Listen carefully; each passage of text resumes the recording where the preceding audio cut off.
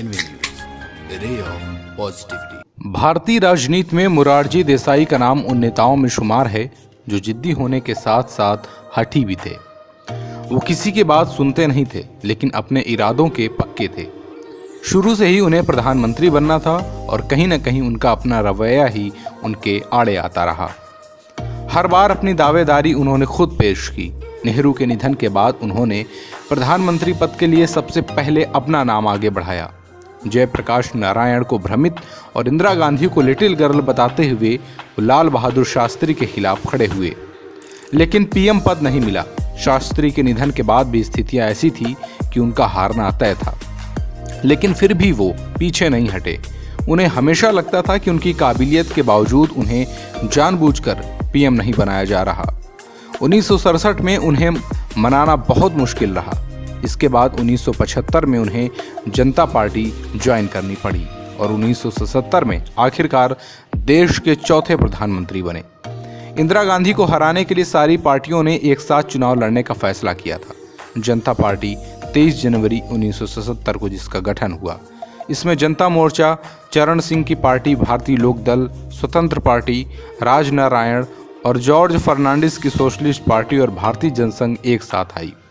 नतीजों के बाद जगजीवन राम की पार्टी CFD जैसी कई और पार्टियों का विलय हुआ। वैसे तो इन सभी पार्टियों की विचारधारा अलग थी, लेकिन जयप्रकाश नारायण के अनुरोध पर सभी साथ हो गए। मोरारजी देसाई को जनता पार्टी का चेयरमैन चुना गया। रामकृष्ण हेगड़े जनरल सेक्रेटरी बने और जनसंघ के नेता लाल कृष्ण आडवाणी पार्टी प्रवक्ता बने। इस चुनाव में कांग्रेस के खिलाफ माहौल ऐसा था कि इंदिरा गांधी को राजनारायण ने करीब 55,000 वोटों से हरा दिया। संजय गांधी भी अपनी सीट हार गए। इस चुनाव में जनता गठबंधन ने 345 सीटों पर बम्पर जीत हासिल की। वहीं कांग्रेस 189 सीटों पर सिमट कर रह गई। वरिष्ठ पत्रकार और लेखक जनार्दन ठाकुर ने अपनी किताब ऑल द जनता मैन में लिखा है, चुनाव से पहले जब जेपी आंदोलन के समय बिहार में थे, उस वक्त ये सवाल भी उठे, कौन होगा। सुनकर जेपी टेंशन में आ गए। उन्होंने कहा था कि प्रधानमंत्री पद के लिए इतने लोग दावा कर रहे हैं, मोरारजी देसाई होंगे, चौधरी चरण सिंह होंगे या फिर वाजपेयी होंगे, पता नहीं क्या होगा। इतिहासकार रामचंद्र गुहा ने अपनी किताब इंडिया आफ्टर गांधी में लिखा है, चरण सिंह के समर्थक सोचते थे कि उत्तर भारत में पार्टी की भारी विजय में उनके नेता अहम योगदान देंगे, इसलिए प्रधानमंत्री पद के वे स्वाभाविक दावेदार हैं। जगजीवन राम के लोग ये सोचते थे कि चूंकि उनके कांग्रेस छोड़कर आने से ही जनता पार्टी की इतनी बड़ी जीत हासिल हुई है, इसलिए उनके नाम पर विचार होना चाहिए। सबसे बड़े दावेदार मोरारजी देसाई थे, जो 1964 और 1967 में करीब करीब प्रधानमंत्री बन ही गए थे। इस हिसाब से उनका दावा सबसे मजबूत था। उस वक्त हर तरफ यही चर्चा चल रही थी कि जेपी किसे पीएम बनाएंगे। 23 मार्च 1977 को तय हुआ कि अगले दिन JB कृपलानी और जेपी एक साथ बैठेंगे। फिर सभी सांसद पीएम पद के लिए अपनी चॉइस का नाम लिखकर चिट में उन्हें दे देंगे। जनार्दन ठाकुर के मुताबिक इसके बाद चरण सिंह के खेमे में खलबली मच गई। खुद राजनारायण हॉस्पिटल पहुंचे, जहां चरण सिंह एडमिट थे।